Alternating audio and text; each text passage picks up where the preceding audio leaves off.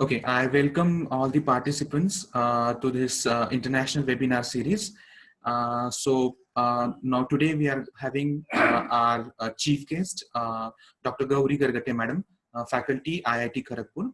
I now request Principal Dr. Kranti Deshmukh Ma'am to address the gathering. Yeah, thank you, Saurabh sir. I extend my warm welcome to Gauri Madam and all participants of this international webinar. On behalf of Shankara Savan Law College, I extend my warm welcome to all faculty members of the Shankara Savan Law College and other participants from various parts of the world. Today, I'm extremely delighted to attend this international webinar because in spite of this odd situation, we are able to meet, we are able to exchange our ideas, and with this purpose, in last month, we thought that we will arrange this international webinar. Gauri Madam, first, I am very thankful to you for accepting our invitation, and today you are here with us for guiding our students. So I warmly welcome you. Briefly, I'll introduce about our college to all participants and today's chief guest. Shankara Savan Law College was established in the year 2003, and in very short span of time, the college has made a good effort to impart quality legal education. We are having various courses, 5 years integrated course, 3 years course, post-graduation course, and with this, we are conducting various activities for students. Recently, last year, the college was accredited with A grade by NAC Bangalore in its very first cycle. So with all these things, we are slowly moving ahead. But we all know that since March 2020, we all got stuck up and surrounded by this pandemic. The entire world is engulfed in this situation of pandemic. But as far as our college is concerned, though we are stuck up with this problem, we have not stopped our education. Through new technology, through new mediums, we are trying to connect with each other, and we now are arranging and we are meeting through different webinars and guest lectures, and our student, our Shankara Savan Law College family is connected in this situation also. Now, I will talk briefly about today's international webinar. We all know that all over the world now the situation is different, and we all are looking for new beginning, normal new. So in this normal new, how this legal profession is going to survive, what is going to be the fate of this future in this normal new, and accordingly these budding lawyers, what kind of changes they will have to adopt, what all opportunities are there all over the world for these budding lawyers in post-pandemic period. We thought that this is the appropriate time where we should guide our students on this topic. So with this intention, we have arranged this international webinar. I congratulate Assistant Professor Saurabh Ubade sir and Assistant Professor Krishna Badade madam for taking all efforts to make this to happen international webinar. And yes, today already we will enjoy the thoughts which will be put forwarded by our resource persons, and in coming 4 days there are different sessions, different resource persons, and they will be guiding all participants on various topics related to law and opportunities in post-pandemic period. So with these words, once again, I welcome all the participants, chief guest of today's international webinar, Gauri Madam, and teaching staff of Shankara Savan Law College. Thank you so much. Yes, thank you, ma'am. Before going to start with this international webinar, I would like to throw some light on whatever we have planned for this particular international webinar. As you know that whenever we have, as ma'am already said, this type of situation, we already have to focus again with a new perspective to all these particular problems. So that's why keeping in this in our mind, so we have come up with this international webinar, which is Law and Opportunities Through Young Brains. So all over the world, we have the different people working in different fields, and they probably know as a younger generation that what things we have to focus, and what are the different opportunities that the students can take. And so from this perspective, we have kept some of the youngsters in their budding fields to address the students of UG and PG, specifically on the international opportunities. So today, as we are having chief guest Dr. Gauri Gargate madam, so she is a faculty of IIT Kharagpur, and she will be talking about the entrepreneurship and the intellectual property strategies that is with this post-COVID period. Today we are also having one more speaker, Professor G. Ma. He's alumnus of the Yale Law School, the topmost law school in the world, and currently he is teaching in the Peking University. Tomorrow we'll be having two guests, one lawyer from Nepal, Advocate Upendra Dula. He'll be talking about international investment law and the international opportunities. It will be followed by Advocate Dr. Chinmay Suresh Chandra Bhosle from India, and he'll be talking about changing landscape of criminality and a role of the mediation. The third day we'll have Wawa Shane from one of the advocates from China. She'll be talking about the international criminal law and the international opportunities. It will be followed by one more speaker, and the last day we'll be having two sessions. Pooja Rastogi ma'am, she'll be talking about create your niche, importance of personal branding in the post-pandemic era, and it will be followed by one more lecture by Professor Ruhul. He'll be talking about the international maritime law and international opportunities. So basically this is the international webinar series. So for the first part or first phase, we'll be having these 4 days, and will be continued thereafter. So I welcome all the panelists, and I welcome all the guests and the participant attendees as well to this international webinar. So now I request Krishna Badade ma'am to introduce our chief guest. Then it will be followed by the address of the chief guest. Over to Krishna ma'am.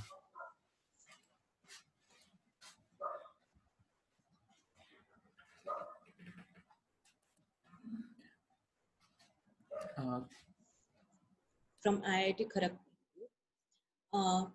Ma'am has completed her LLM in IPR, MSc in microbiology, PhD from IIT Bombay. During her student life, she received various renowned scholarships and number of gold medals, such as late Nani Palkhiwala Memorial Gold Medal, late Justice MC Chagla Gold Medal, MHRD Scholarship, TIFAC Scholarship, etc. Ma'am has presented various research papers in national and international conferences, and also published papers in reputed journals. Ma'am worked as a guest co-editor for IJI PM, which is a ABCD listed journal. From last more than 22 years, she led and executed numerous innovative projects in academics and industry.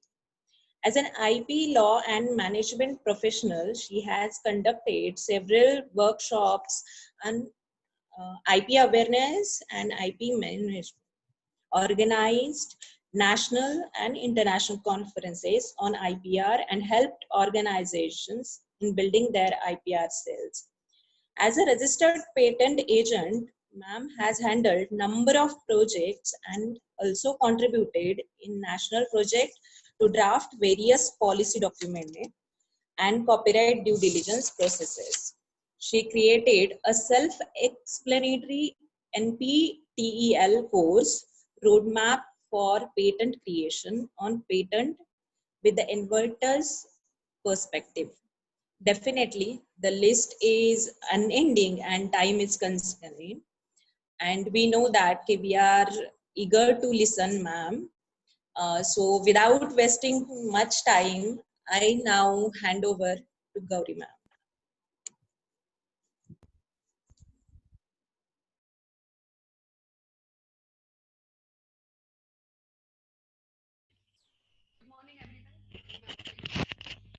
Hello. Yes, Am I ma'am. You're audible? audible. Yes, ma'am. Good morning to everyone. And I first of all thank you to organizers. I'm giving the thanks to organizers for giving me this opportunity to interact with students. Uh, the topic which is given to me is entrepreneurship and IP strategy. Let me share my uh, screen.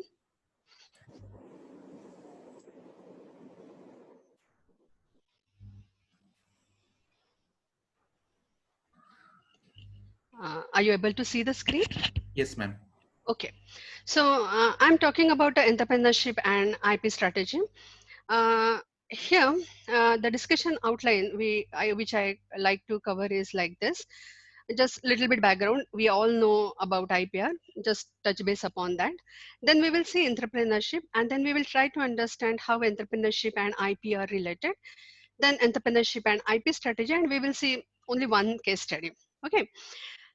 Now, these are the basic questions generally when a person, entrepreneur, it is not necessary. Now, we all are a lawyer, so we are the facilitators for these entrepreneurs. So, our responsibility is that we should help these entrepreneurs who are uh, probably they are not aware about IPR, and it is our duty that we will convey in a very easy way or a very simple way what that IPR is and what is the benefit of IPR to them when they will use it for their entrepreneurial activity. So these are the basic questions. Probably they will ask you that what is IPR, what is patent, what is trademark, what is industrial design, and if I do industrial design registration in India, what is a counter thing in USA, because in USA there is a design patent. So we are well aware about that thing. Then if somebody comes from an agricultural background and if he asks to you for about the plant protection, we should be aware about that protection of plant and that Farmers' Right Act. Then whether they will ask they will ask us that whether the work is like which category of IP is the best suitable for that, how we can protect that particular thing, what is the life of patent, and the many times the question comes is like whether it is 20 years in India, then what is in USA, and all that kind of questions generally entrepreneurs will ask. And we have to be very patient to answer these questions.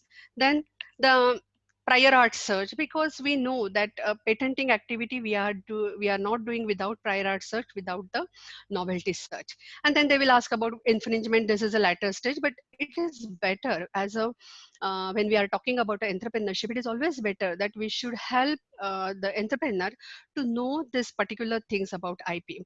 Now we are well aware about, okay, this is a property, there is a tangible and intangible assets are there, movable, immovable is there. And then again, there is another classification like a intellectual property and there is a intellectual capital. We are well aware about that thing. And then we say that, okay, there is a industrial property, and other than that, there is a copyright related rights are there, then protection of plant varieties is there, traditional knowledge is there. And we are also know that there is a different opinions whether traditional knowledge will be considered as a IP or not, but I'm keeping it here as a one of the part of a IP. Now we know, now this is the something which is very important when entrepreneur will look that, okay, patent is there, trademark is there, industrial design is there, layout design of integrated circuit is there, geographical indication is there, and trade secret is there. Now you will the question comes, how geographical indication is coming into the picture when we are talking about entrepreneurship.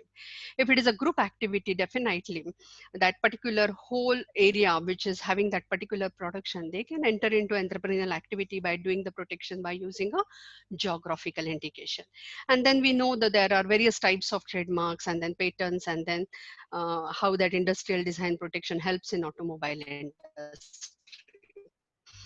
Now, this is something as an IP person, as a lawyer who is knowing IP, we concentrate when we want to help a entrepreneur who is having either science or technology or arts background, because entrepreneurship may be in the copyright industry.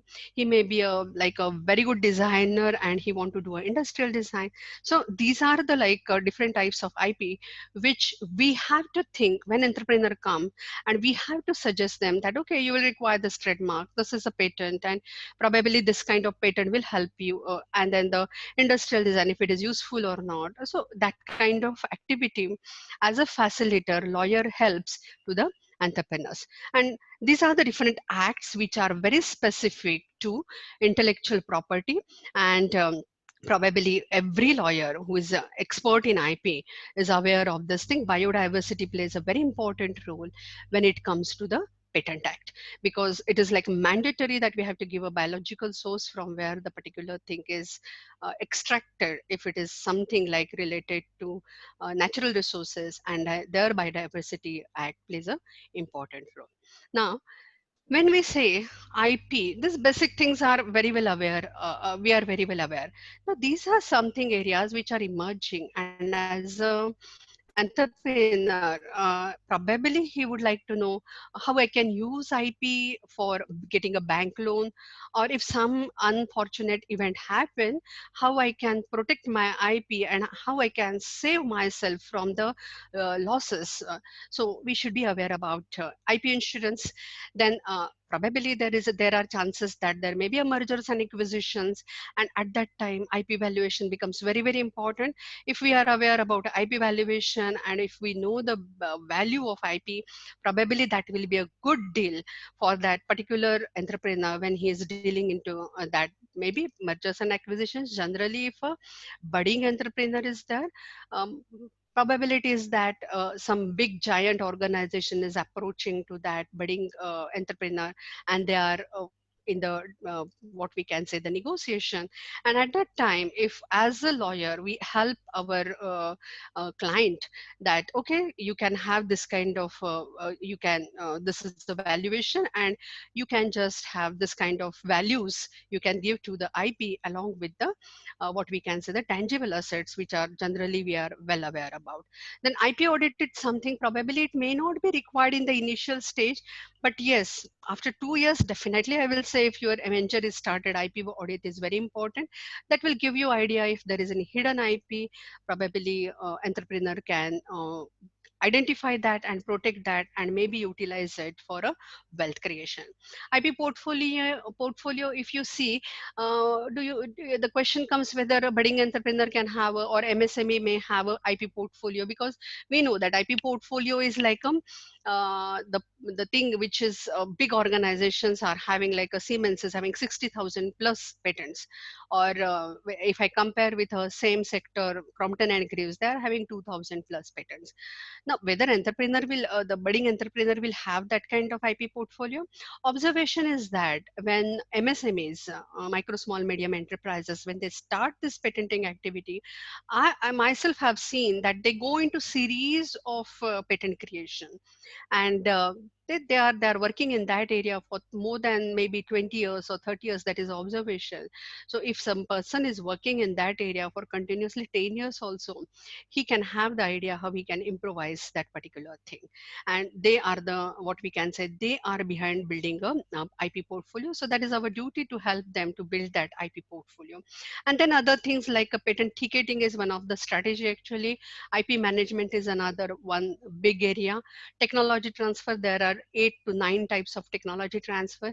Then Pat Informatics is very well aware, and we are using it very effectively for technology trend analysis. So business analytics and Pat Informatics together, it is utilized by many organizations to check the trends and to keep watch on the competitors. Now, we know these examples like when we like a Tata or Microsoft or Tesla, this Flipkart and Mahindra, Facebook, Google, Apple, Reliance, India TV, then Ola, Oyo. So these are the few examples which I have just given you, that okay, these are the entrepreneurs, these are very well established. There are few examples like Oyo or Ola which are very recently started, and they are like now big like giants We are very well aware that Ola is a well-known mark. So you can just see that, okay, these examples which I have given you, these are the entrepreneurs, very well established entrepreneurs, what we can say, that big giants these are. But how they have started, whether IP was involved in that particular activity? Yes, definitely IP was involved in that. Take the example of Google. We will see that little details of that in a few minutes. But if you see the examples, we are aware about a Page and Breen when they were in the Stanford University with only one patent. They have started this organization, Google, and now we know the presence of Google and how it is like a working, a very highly innovative organization. But yes, this is started with a single patent. Now, this example, Tesla, Elon Musk. Now, this Tesla, I can just give a simple example of a Tesla, that yes, they are in an automobile. And if we see the industrial design patent, probably Tesla is the most innovative in giving a various, what we can say, car designs with a very good technology. And I can just cite you the example here that Tesla, Elon Musk, what they have done in between when they are starting with a renewable energy as a source, that for the fuel source for the automobile, they have a lot of patents on the solar. So solar energy. Now, it is not their core business, that is use of solar energy, or developing that solar technology is not their what we can say core business. But what they have done, they have developed this particular portfolio in that solar energy, renewable energy source. They have developed huge stations which can help automobiles to do the, what we can say, the battery change and all that particular activities which are needed. And what later they realize that if we want to establish in that particular thing, then they have taken a very good strategic decision that they have just, what we can say, shared their portfolio completely, that which is related to solar energy, into the market. It is in the public domain, and we know that example of Android is there. Why that Android is so developed? Because it is like a open kind of innovation, everybody is contributing in that particular thing. Similarly, although that was a very valuable patent portfolio of a solar energy, Tesla taken a decision to make it public so that that particular technology will develop fast. So this is one of the strategy, because that was not their core business. Their core business is a automobile. Now, moving further, this example of a Facebook, you will say, oh, Facebook, we are using it, but what is the IP which is involved in this Facebook? Trademark itself is a very good example. And when I say the IP management of Facebook, copyright is playing very, very important role. And we are very well aware about a Cambridge Analytica case, which is faced by Facebook, but it is more related to data privacy than, I will say, to IP. But still, when you are doing a posting into a Facebook is taking a caution that, okay, you are probably violating the rights of other creators, and they just stop that sharing and they will not allow you to share that particular video. So they are taking that particular cam. Example of Apple, everybody know that it is a status symbol. So how, means that is one of the strategy entrepreneur follow, that when they want to develop something, that market, this is one of the strategy entrepreneurs is that, okay, who will be our customer and how we will be perceived in the market. And Apple was very perfectly kept it as a premium product. Now when we talk about this Apple, what type of IP is involved, and we are very well aware about a Samsung, then Qualcomm, these are like a competitors, and there are lot many cases of Apple with this particular organizations. And you can see the fight between them is for the mostly industrial design, that particular mobile, that what we can say, the curves in the mobile, that design of that mobile, that particular characteristics which are giving that very special look. This is like what we can say USP of Apple. And along with patents, definitely, and Apple is giving importance to that particular. Taking example of Ola, I have just cited you the thing that it is the best example of a trademark. In a short time, Mr. Bhavesh was able to establish this organization with Ola as a well-known mark, and now it is listed, and therefore you cannot use Ola. Any class of trademark registration is not possible. You cannot use a Ola. It's a very short time, big giant use. I will say Ola is a trademark is involved here. Oh, yeah, this is a very good again example. You will say again which type of IP is involved here. Again, trademark is making a very important role here, and we know this is a IIM pass out, and he is like building a new business model, and we know his how he has established his venture.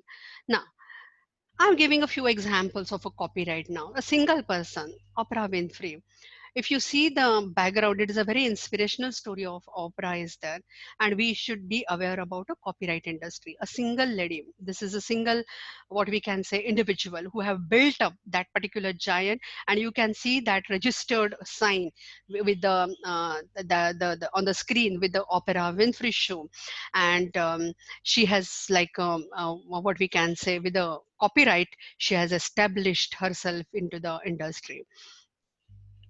J.K. Rowling, everybody knows Harry Potter, and we know the story of Harry Potter and the J.K. Rowling also, how that particular she has developed that particular series, and the earlier life probably also you are aware about J.K. Rowling, and that is a very inspirational story in one sense because there was a point in her life that she was like decided to take her own life.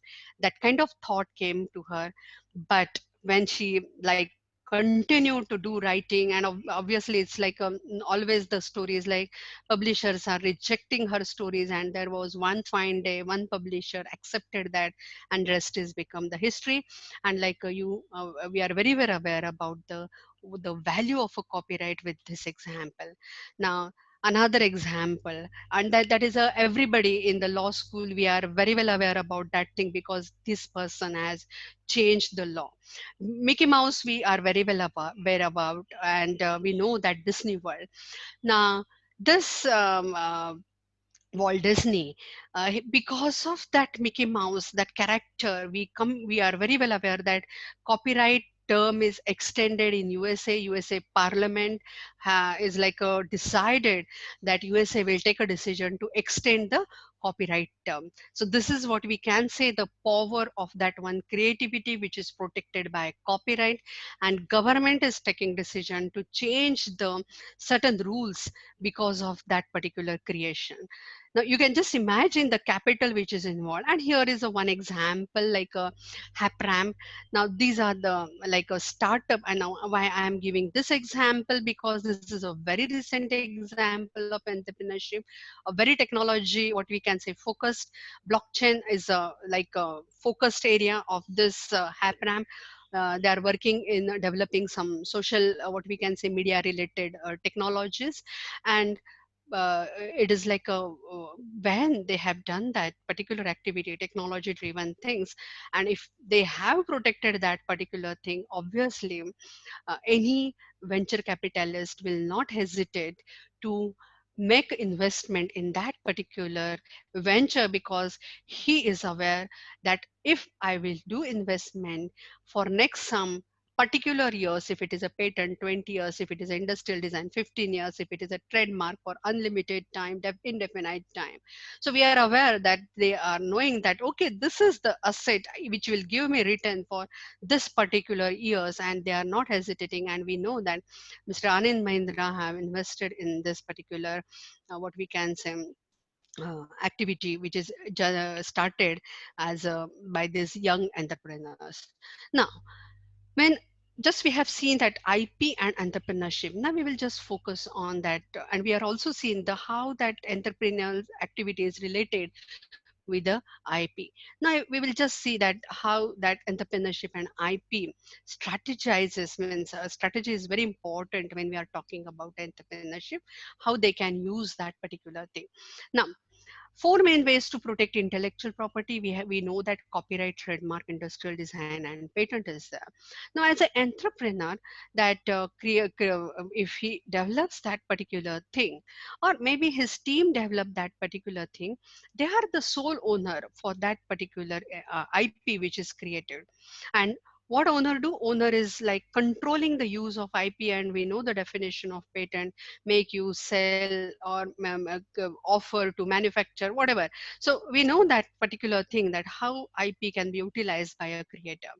Entrepreneur may be a sole trader, he may be a partnership, he may be a company, he may be the section 8 company, or whatever the type of in that according to Company Act there are various types of there. But whatever is that, the entrepreneurship may fall into any of these categories.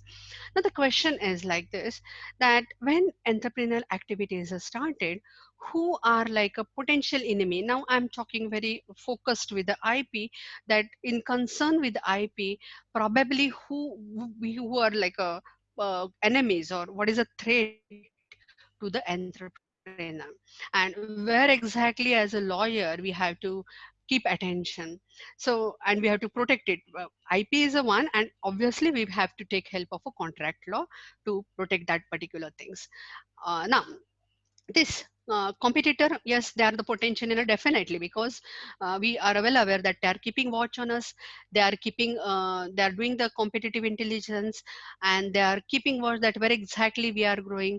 And I can give you the example here, that when we were working in the industry, I was working with General Mills. Now in that, when we were there, obviously every 6 months we are just taking the portfolio of our competitor, and then we have to analyze that, and we have to see train, and we have to check where exactly they are now moving.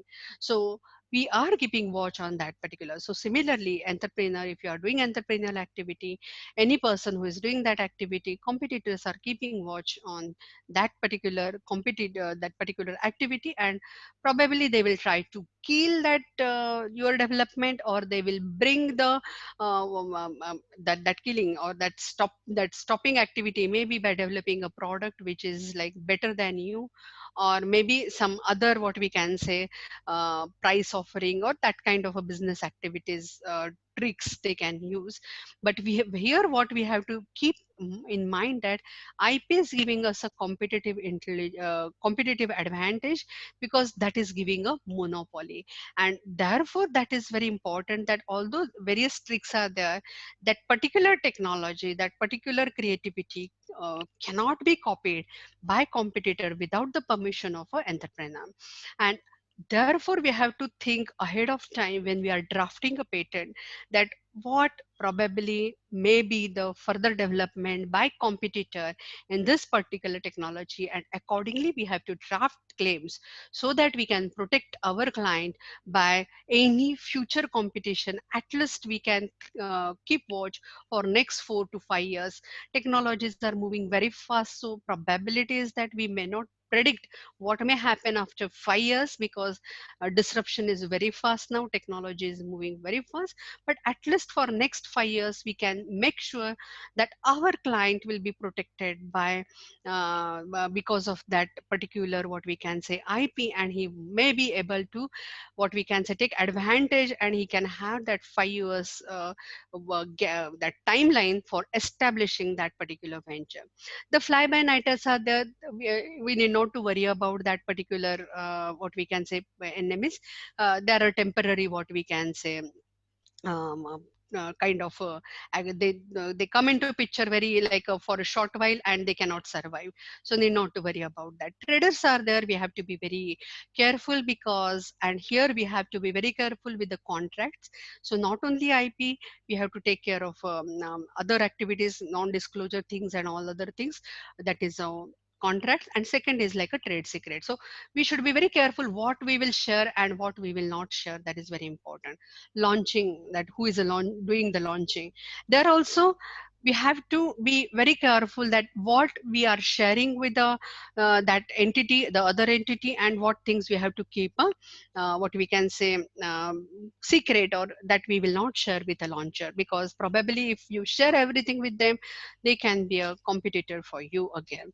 Importer is like, we are very well aware about importer. That's a big what we can say the issue. And there is a like a counterfeit products and all that thing, we are very well aware about that particular thing. Then vendors are there. Now vendors, when they are especially when we will talk about a patent, we are giving them a designs. If you are and what we can say, the technology is very high end and you are developing something very new and very unique, you are giving designs and all that details of your invention. So probability is that you should give the client idea that up to what limit he can share and which thing he should keep with him, so that he can do that activities in house than with the vendor. Next is how you can going to handle. The thing is that potential ip audit is the best way to control or to identify that particular thing. And when you continuously watch on your activity, what is going on in the your what we can say workplace, you can identify that potential ip, protect it. That is the first thing. Then may be a special drive to follow. We call it as a patent ticketing. Organizations are following that, that okay, the core technology is protected by a patent, so that there will be a fencing and competitor will not able to reach that particular core technology. So that kind of activity is there. Inventor share. Now why this I have shared, because in academic institute, what the thing happening a little bit what we can say, we are aware that that much awareness is not there. And when the venture grows, at that time people realize, oh, we should have taken caution. I have handled that cases also, that they start working with a team and they realize, oh, this is a team. The founder is there and the team, other 3 4 members are there. And generally inventor means that founder make a mistake that, oh, these are my friends, so I will put their names into the inventor. And because they are like a very what we can say friendly and all. But later there are cases like you are a founder, you should be aware about the value of your ip. You can give incentives, you can give any other thing to your team members. But please be careful when we are thinking of putting the inventor name in a assignee or applicant, because inventor, assignee and applicant is the one who is getting all legal rights. And there you should be very means it is very important for an entrepreneur to be a very cautious. So we as a lawyer, we have to give this information to that entrepreneur, that please don't put the name in the assignee. If you want, you can put it into the inventor and make clear that what is his contribution, 10%, 20%, whatever. That should be very clear. The next is like a competitor. We have already know that if we want to keep a control on competitor, we have to keep watch on competitor by doing a competitive intelligence, so that we can be aware about what our competitor is doing. Contracts is another one, and it is very means people think that contracts is a very way take a template and do that.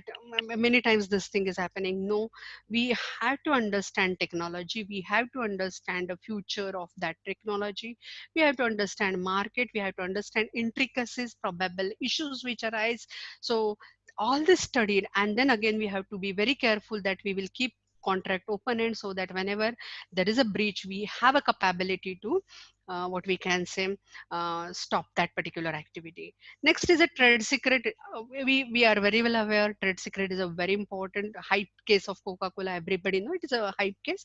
But in the uh, what we can say, in any organization there are trade secret. Mostly companies are keeping their processes as a trade secret only, because we all we know that process patent enforcement is a very difficult. And we always suggest lawyers, we always suggest that we should have a product plus process patent. We generally don't suggest to have only process patent. And then the insurance, if any what we can say bad luck is there and that event happen, we should suggest. And in India there are various companies which are offering ip insurance, and that will be definitely be helpful.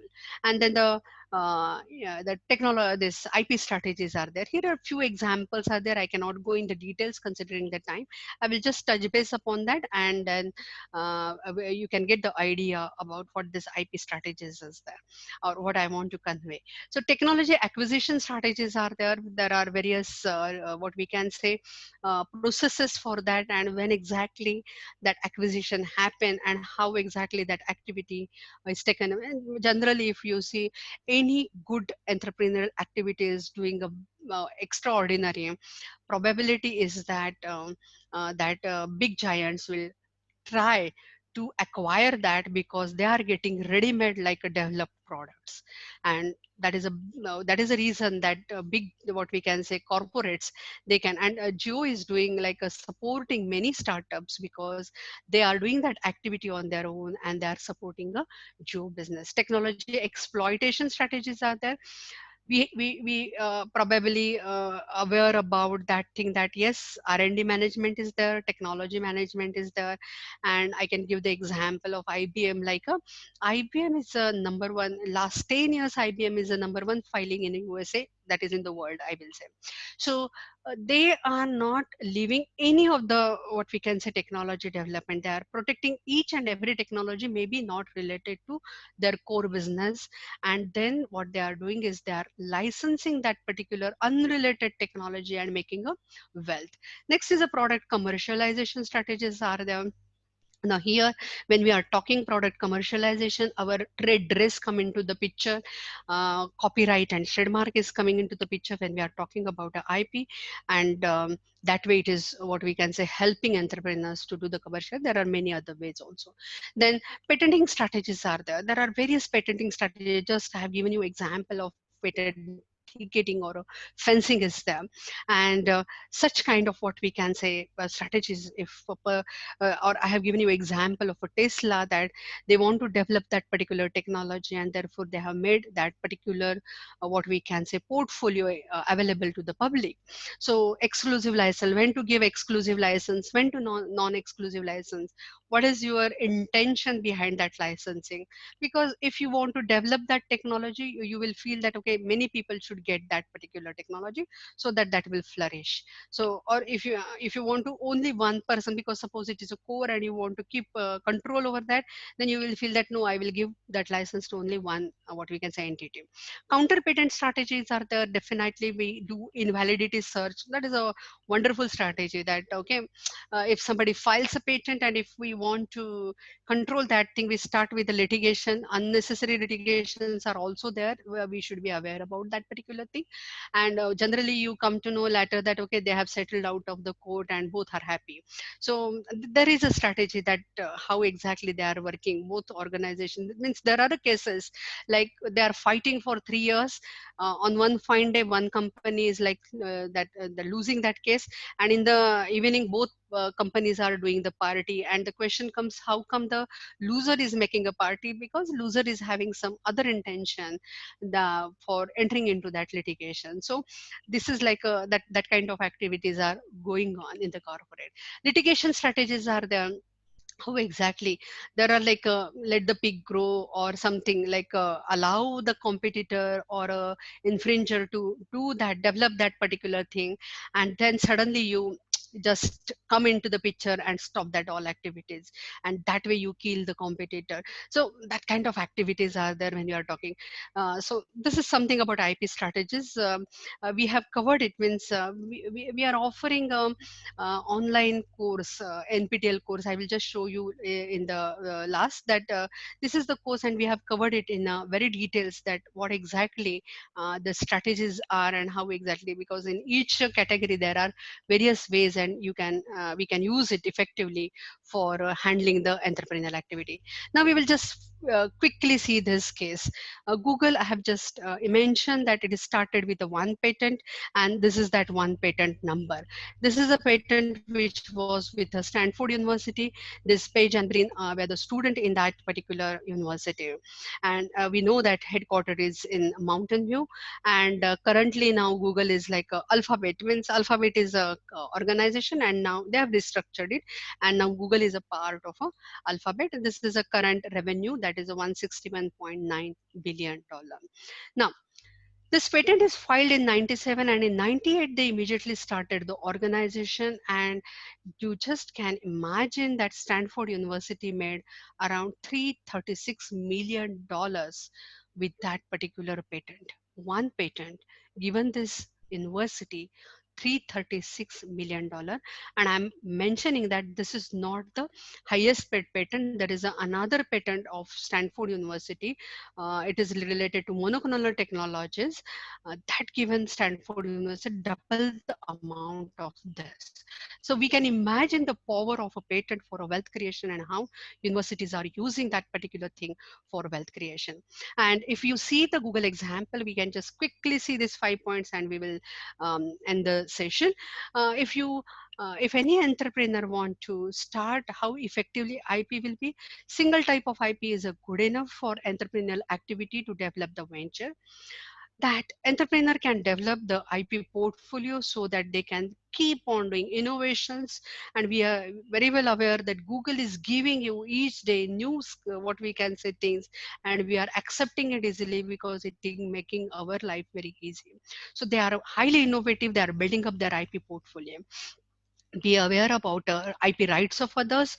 Yes, Google faced the issues because they were not aware about that particular thing. And what we can say, I can just give the example here. The IP portfolio, if you see the Google, they engaged in computing, calculating, and counting domain. They concentrated this IP rights of others. If you see this example, Google copyright case of books, we are very well aware about. Now this is a Viacom case because they have acquired YouTube, and then YouTube, whatever the videos were streamed, that was like copyrighted, and Viacom, what we can say, filed a case against Google. Patent analytics and business analytics is a, what we can say, highly paid jobs. These are in the organization, and this is very useful for competitive intelligence. And we know that Google is keeping watch on Microsoft, Amazon, Facebook, because they are the competitors of Google. And Google is now entered into the new technologies also, like artificial intelligence. We will just see that particular thing. Now it is like it is suggested that the entrepreneur, we have to compete with ourselves only and build up our portfolio. And the Google is the best example of that particular thing. Google started with that one patent, PageRank. It is the title is PageRank, and this is a search engine related. Then they have developed this email platform, and they have completely killed Yahoo. And then they entered into the cloud-based applications, and they started competing Microsoft. And now they are in artificial intelligence, yes, and they are ahead. And because of that particular activities and all, they have restructured their organization, and they have created now the Alphabet. So this is about the Google. These are the references, and I hope that I may in this I am able to just give the glimpses of how entrepreneurship, IP, and that strategy are connected. And if you would like to know more about that, we are just this course is starting in August probably. Maybe it may be useful to entrepreneurs as well as lawyers who can just see in that angle that how exactly IP is strategized. Thank you so much.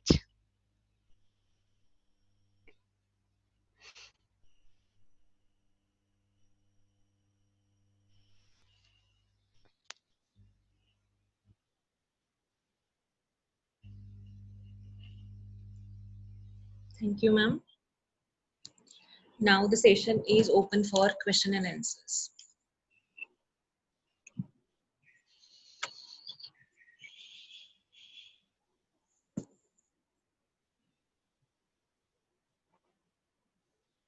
Anyone who wants to ask the questions?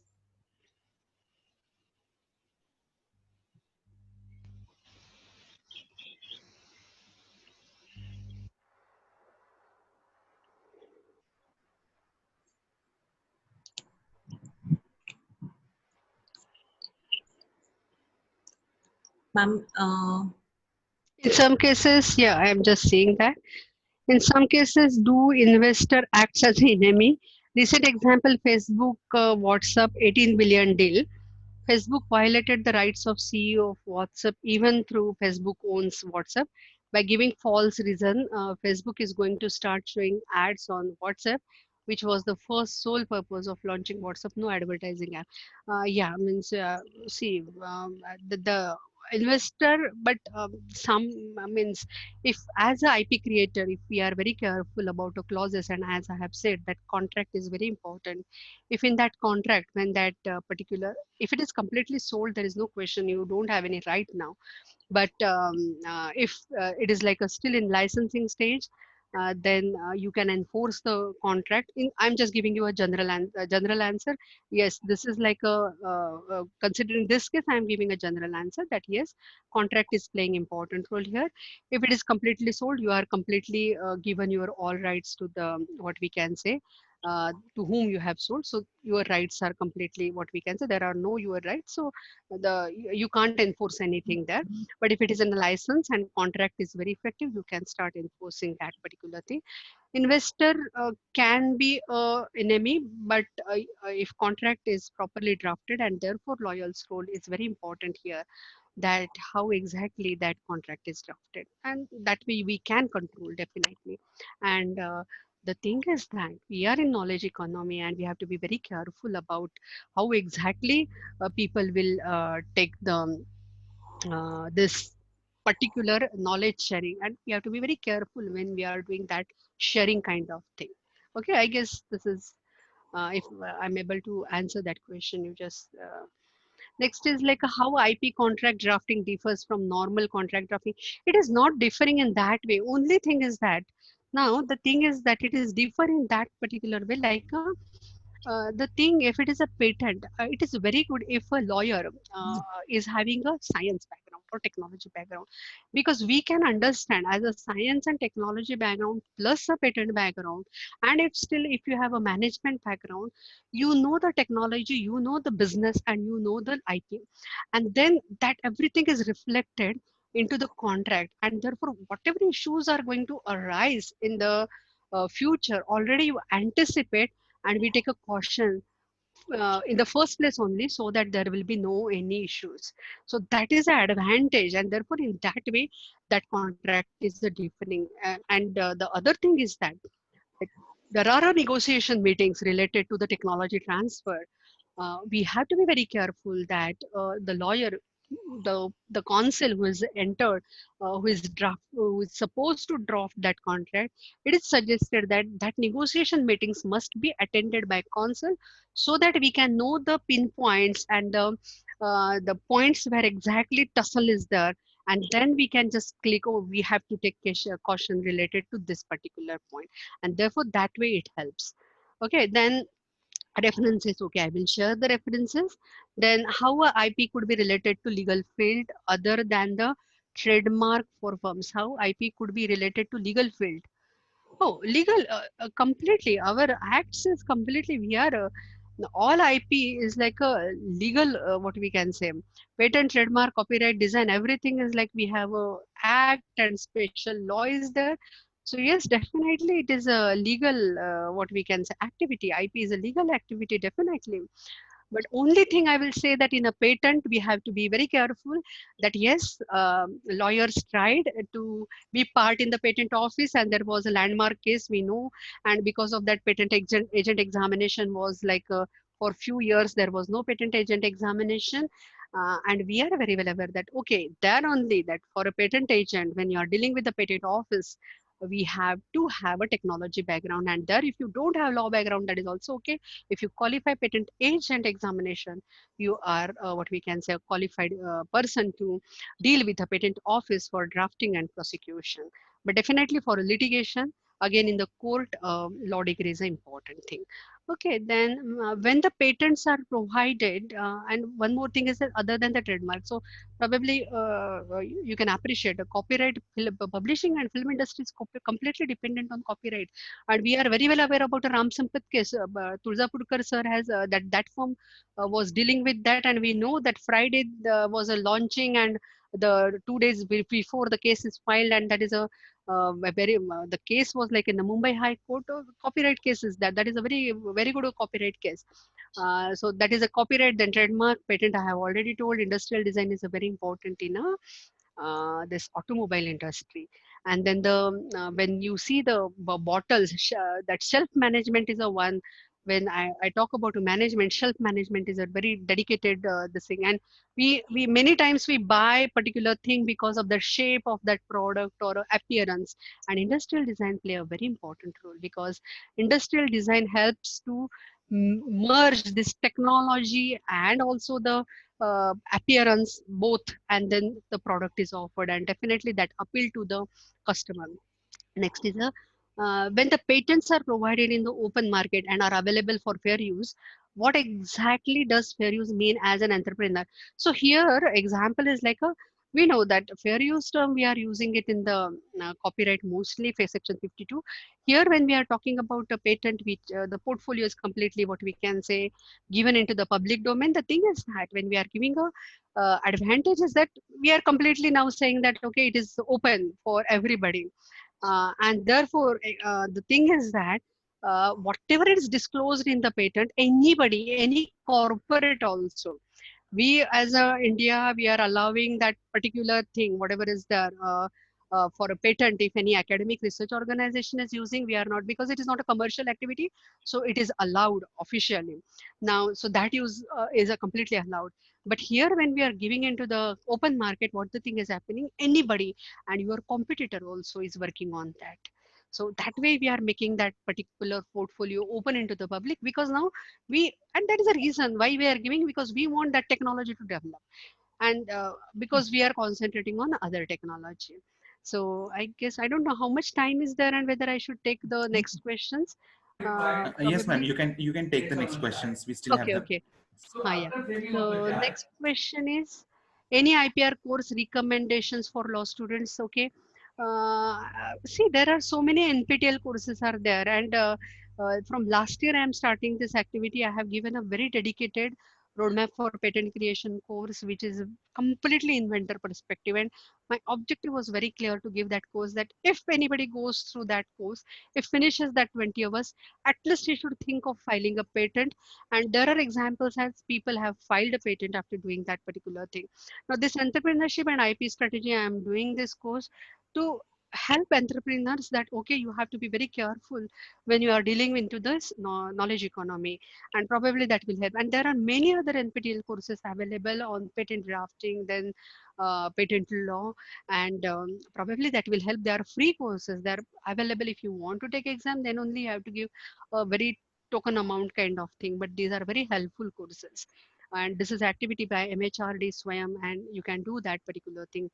Then the next is why plagiarism laws don't exist in India like copyright. So okay, we will not go into the enforcement issues, because that is a very big what we can say issue in India.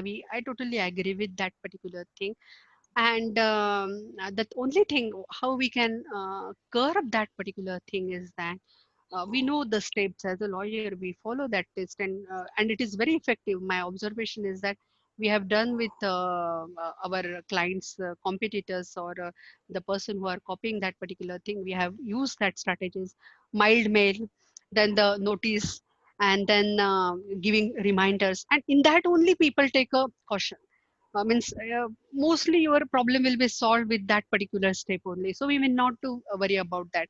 But if you're talking about a plagiarism on a law scale, that is, movies are plagiarized or books are plagiarized, then there are certain strategies also, whether I should say it or not, because many times what is happening, uh, there is a serious cases of plagiarism, but there are cases like this.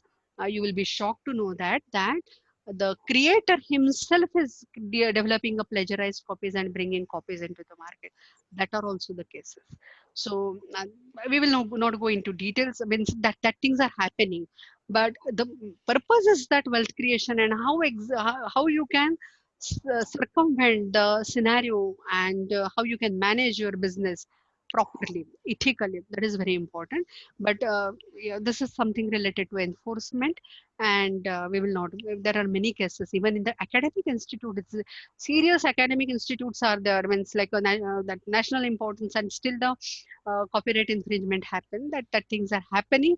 If you come across that thing, immediately send the simple thing, if a publication related thing happen in the academic institute, we have to immediately communicate to that publisher with the evidence. Probably this person will be barred immediately by that reputed publisher is there, they will bar that particular person.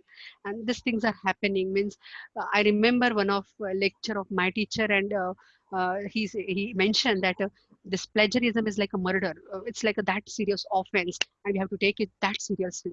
Next is like for small business, home business, how important IP is there. See, definitely IP is important. Which area is you are entering in, that is important. For example, I can give you the thing that if it is a technology driven, patent is must. We can't escape with that particular thing. Whether business is a family business, individual business, small business, starting business, how much amount we require for patent filing? Only 1750 rupees as an individual. Startup government is giving that particular protection. It is a very good protection giving you for 20 years. So we have to be very careful when filing that particular patent. That is a, you need a very good expert in that drafting, but that is a very good weapon or very good protective measure. And I will say that it is very useful. Now the most important thing, though we are IP people, we have to be very careful that there is not necessarily that every business will require IP. So that also we have to understand. Okay.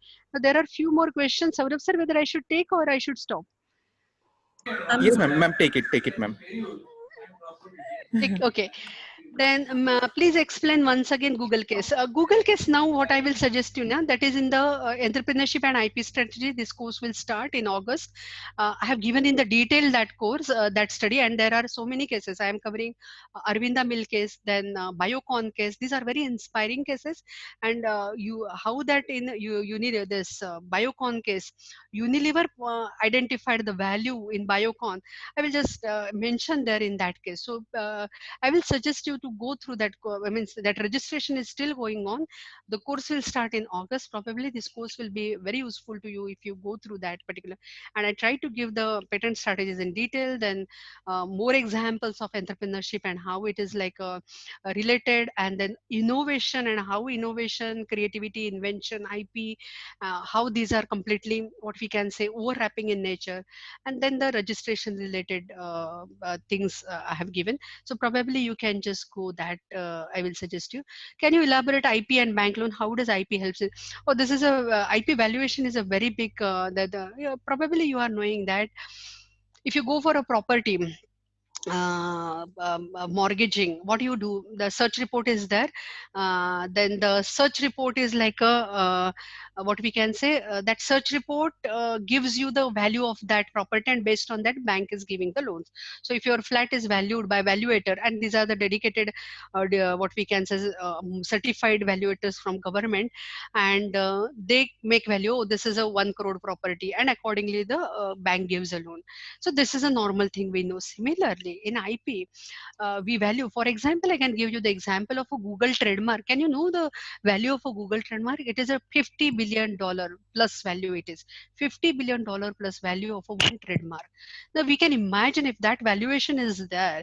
If somebody goes with, oh, I want to loan against my trademark, because Google complete business is based on Google. Ola, if you want to use Ola, it is not allowed. If Mr. Bhavesh goes for a bank loan, Ola is good enough to give him a bank loan, and then the procedure is there that that trademark will be assigned, just like a mortgaging. What you do, you register for a particular period of time that particular property on a bank name. Similarly, we have to communicate with our trademark registry. We have to assign that particular thing to the bank who is giving that loan, and that procedure is followed. It is a very common practice nowadays. IP loan, it is a very good collateral. So valuation is important, and that valuation is done. There are various ways of valuation. It is itself is a big topic. Actually, there are almost 7-8 approaches are there for valuation. Only 3-4 we are very well aware about that, and within that approaches there are methods. So that is again a big topic is there. Next question is, given the emergence of the movement to keep most of softwares in open source domain, will it be a challenge to maintain the prestige of patent and intellectual property, as they will be obsolete if this movement is here to stay? Mostly, so we need not to worry about the software. We are very well aware about section 3. Okay, we are respecting, and it is a wonderful section in our patent law.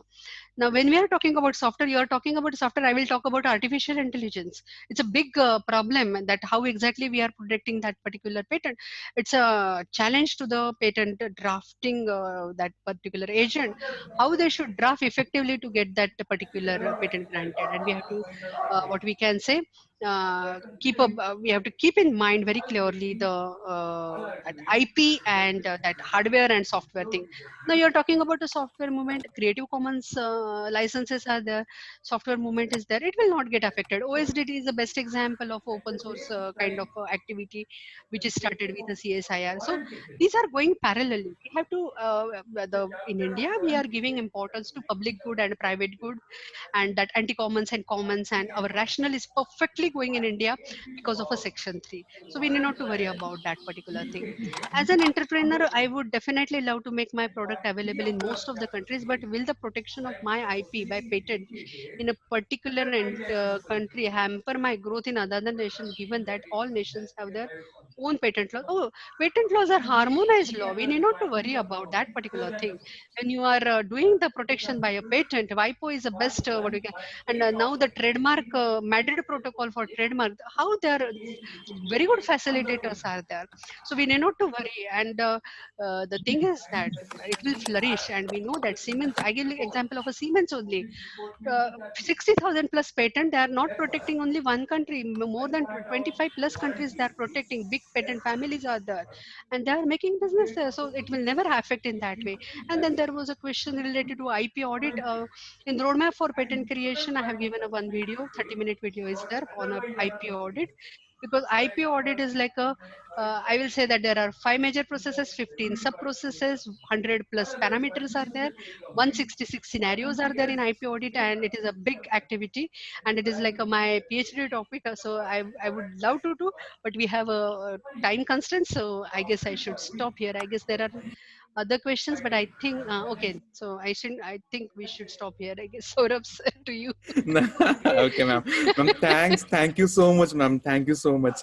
Not only just enlightening the students, but also resolving their problems that they have within IP strategies. I think now I'll hand over to Krishna, ma'am, for a vote of thanks. Yes, ma'am. Thank you, Saurabh sir. Firstly, I would like to thanks towards Dr. Gauri Gargate ma'am. Despite of her busy schedule, she has given us time and interacted with the students. Thank you so much, Gauri ma'am, for giving an overall and elaborative idea about all kinds of IPs. I'm sure that participants have understood the concept of IP and its importance, and definitely they will use this knowledge in the field. I would like to express my gratitude towards Professor G. Ma, Senior Lecturer, Peking University, for their virtual presence for this inaugural program. I would like to express my gratitude towards Principal B.G. Sadhav sir, Executive President MM Institute, for his guidance and support. I would like to express my gratitude towards our Principal Dr. Kranti Deshmukh ma'am for her constant encouragement and support. I would like to thank you to all the teaching, non-teaching staff of SCLC, and last but obviously not the least, to all the participants for their presence for this inaugural program. Thank you all. Now I hand over to Saurabh. Yes. Thank you, everyone. Thank you so much, Gauri ma'am. Today we are also having. I also should, yeah, Saurabh sir, I should Yes. thank you to organizers, your college, and yes, Professor Ma, I'm thankful that we are meeting online here, and thank you, Saurabh sir, for this opportunity. Thank you so much. Yes. Yes. Thank you, ma'am. So now we'll move ahead. Now, today we are having our second lecture to be delivered by Professor Jima from Peking University. he's alumnus of Yale Law School as well. So I hand over mic to again Krishna ma'am to give a brief introduction about today's guest, Professor Jima sir. Thank you, Saurabh sir. Okay, thank Again. you very much. Hello, everyone. Can you hear me clearly? Hello, sir. Yeah, thank you. Yes. Okay. Yes, Krishna ma'am. Thanks for, well, thanks for the Marantz, Wanda, Mitramandans, and this Law and Opportunity Through Young Brains seminars. Yeah. And congratulations to this for you to get the A grades of credit from the National Accreditation and Assessment Committee. And this is a big milestone. I know your students are must be very happy and very proud of your college. And I have to say, you are very fortunate to study in this college. And from my own, I will share from my own experience about multilateral cooperation and international opportunities. Not only academic cooperation, but also international cooperation are much more important today than ever. And thanks for our executive president, the Harvard, and also to make this milestone happen. And thanks for Professor Ubley for inviting me to share my views on multilateral cooperation and international opportunities. Okay, so my topic is multilateral cooperation and international opportunities. So, and okay, so I will divide my lecture into 3 parts. So I will discuss this topic from the perspective of global governance because that's my interest and my area. My interest is in global governance, multinational corporations, national security, and international investment. And so I will discuss this topic from the perspective of global governance. I will discuss, okay, why global governance happens. Where does this topic come from? And then what the problems we are facing today emerging from global governance? And facing these problems, what are the opportunities for our young guys, young students, you as the next generation to make the future of international cooperation? That's my lecture. Okay, let's first go to the logic of global governance, okay? Let's think about the underlying logic of global governance. Let's think about maybe this year is 2020. Let's think about maybe 30 years ago, yes?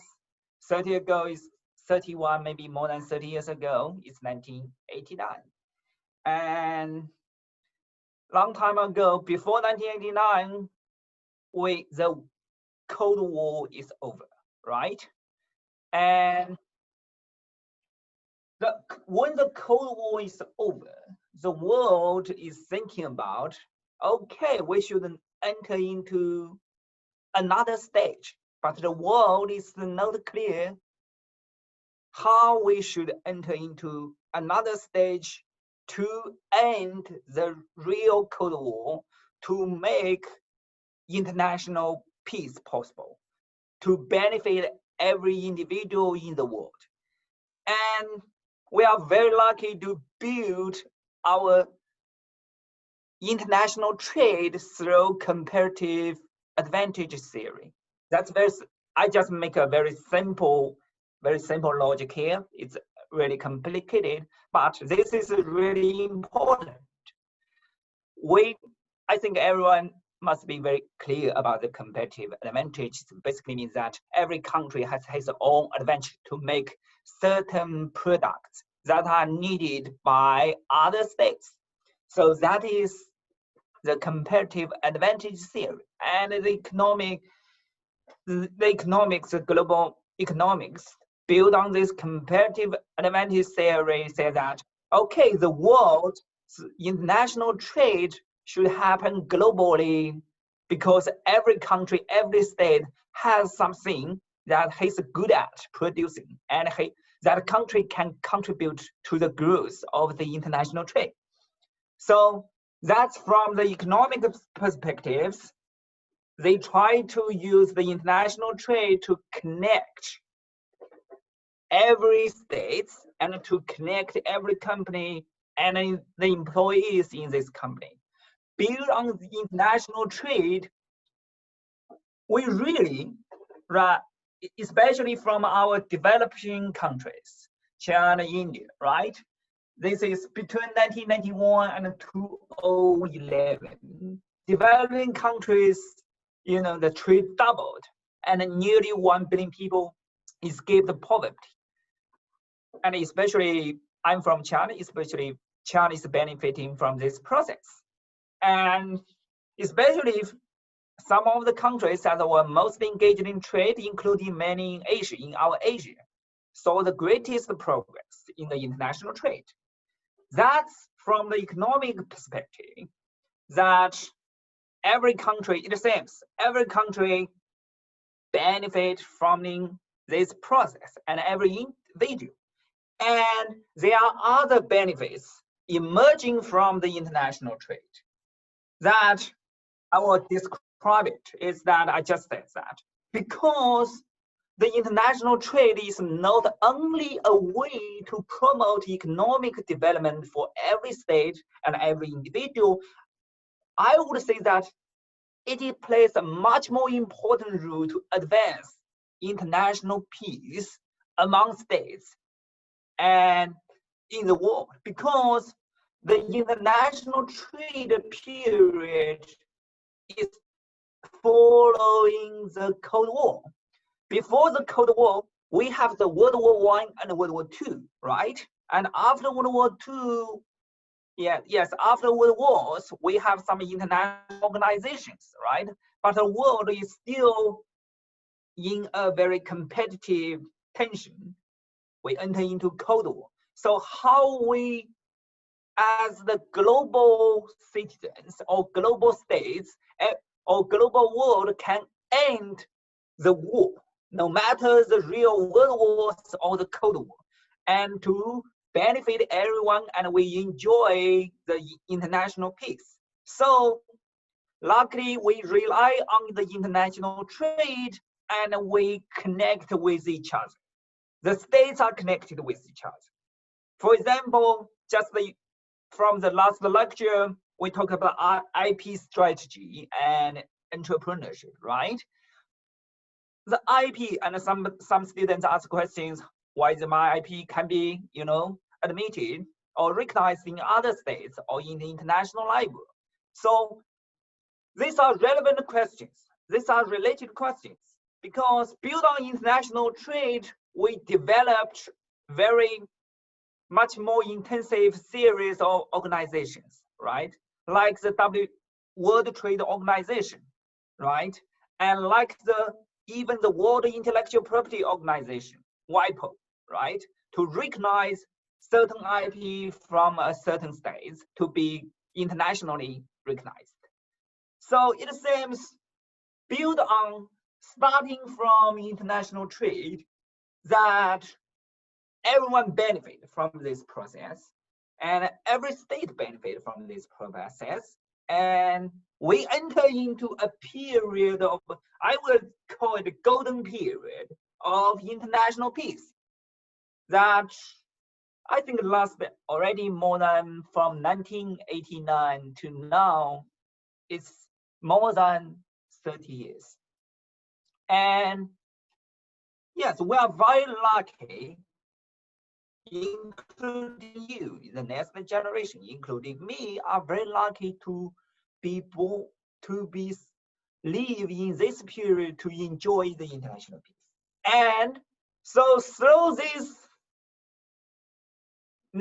so I want to say that that's what simply global governance comes from. Because we are living in a networked world, So how to govern this networked world, including how to govern intellectual property, how to govern international intellectual property, right? How to govern international trade, how to govern international investment, including we are experiencing the unprecedented pandemic today, right?